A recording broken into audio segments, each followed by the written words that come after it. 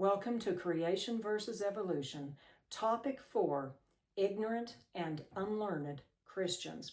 I want to begin with an illustration that I've given you before. That is that when my son Daniel came home from his first year of college, he walked in the house and he said, "Mom, you're not going to believe what my professor said today." I asked what, and he said, "Only ignorant and unlearned Christians still believe in a God who created."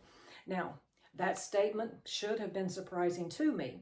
After all, America was founded as a Christian nation on Christian principles.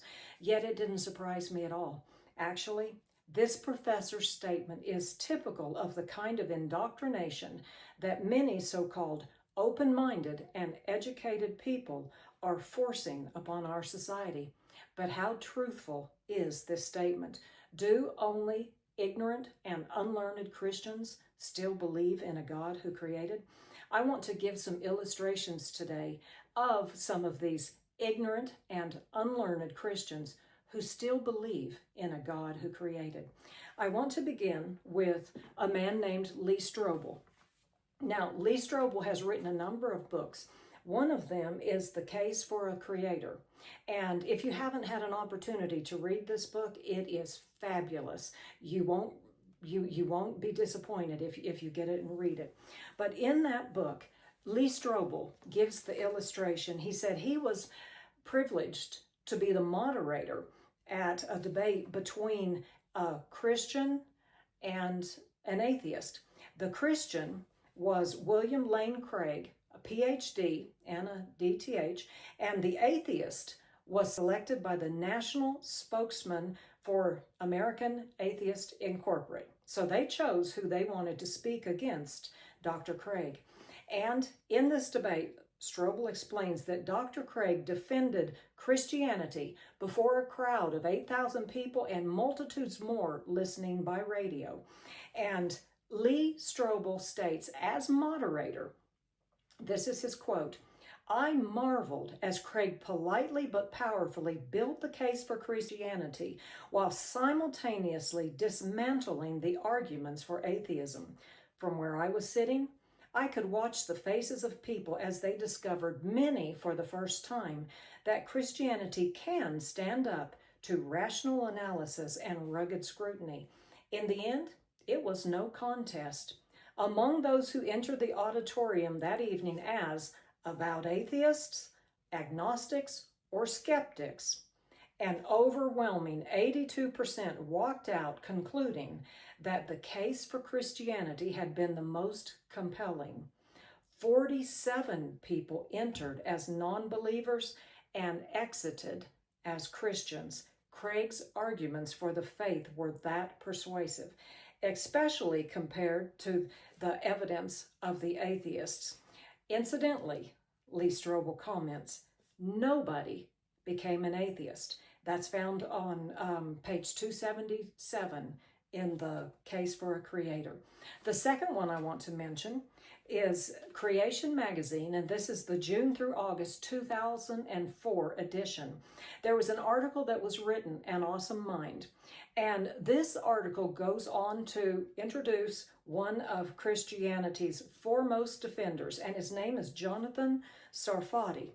Now, this ignorant and unlearned Christian obtained his Bachelor of Science degree in chemistry with 2 physics papers submitted and a PhD in chemistry, and was awarded for a thesis, and I'm not even going to bother to try to read the title, but he's also co-authored papers in mainstream scientific journals, and he wrote 2 books. Now, he's written more than that, but 2 specific books that became bestsellers. And these books are Refuting Evolution 1 and Refuting Evolution 2. Let me tell you how these books came about. The Public Broadcasting Network, the PBS television network, they produced a series called Evolution. And this series was supposed to put to rest that evolution was not true once and for all. Prove evolution as fact. It really happened. And shush the arguments, the people trying to say it didn't. Jonathan watched this series on evolution, jotting down his little notes, and that is where Refuting Evolution, the first volume, came from. He went in and he took their arguments and he said, this is where you messed up. This is where you assumed something. This is where ... And he wrote this book to counter their series. Well, they didn't much like it, apparently, because they did a rebuttal of his book, Refuting Evolution, showing where he had made the mistakes, to which he turned around and wrote Refuting Evolution #2, showing where their rebuttal was wrong. In every way that they rebutted his statements, again, it was, nope, you made an assumption, nope, you jumped from here to here to, and he refuted everything. Incidentally, they did not do a rebuttal on his rebuttal of their rebuttal. Okay, who is this Jonathan Sarfati? Well, he's a speaker for Answers in Genesis, and he traveled all over the place. And he was a world famous chess player. He was the New Zealand champion, actually, and he represented them in 3 chess Olympics and drew a tournament with the former world champion, Boris Spassky.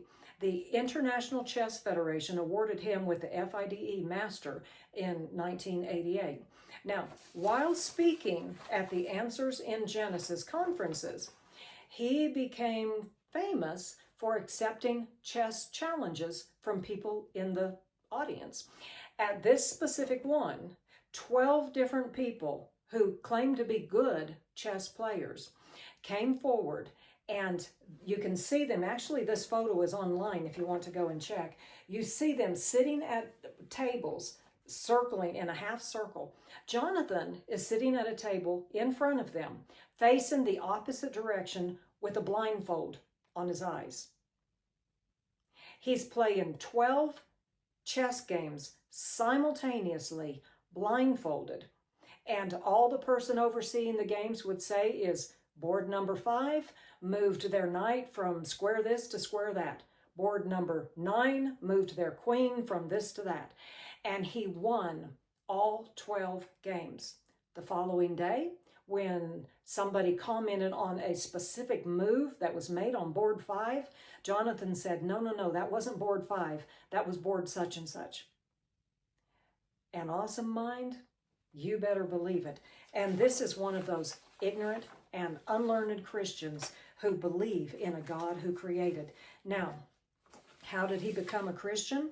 Was it an emotional life crisis?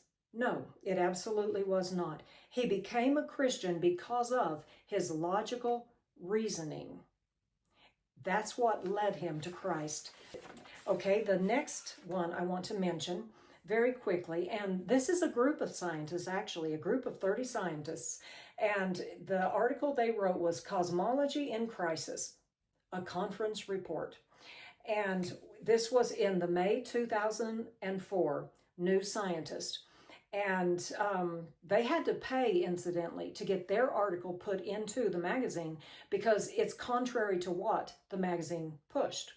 And what they wrote was, they said, the Big Bang today, and they're talking about the Big Bang Theory, the Big Bang today relies on a growing number of hypothetical entities, things that we have never observed.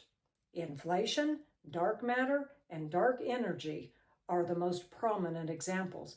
Without them, there would be a fatal contradiction between the observations made by astronomers and the predictions of the Big Bang Theory. In other words, reality, what our astronomers are seeing, is not compatible with the Big Bang Theory.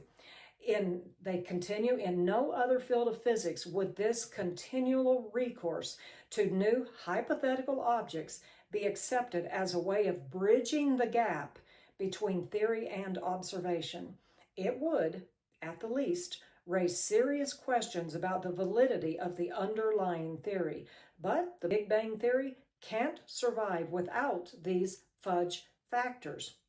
They outlined a few basic problems that they all agreed upon, They signed it, the 30 different scientists, and then they had it published as an open letter.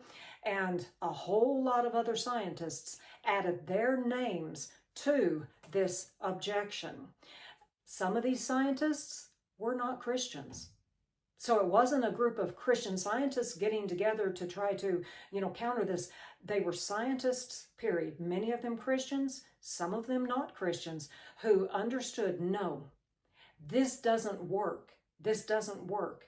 And they had to pay to get their findings published because it countered what New Scientist and what evolution and basically what our world in general has accepted as fact.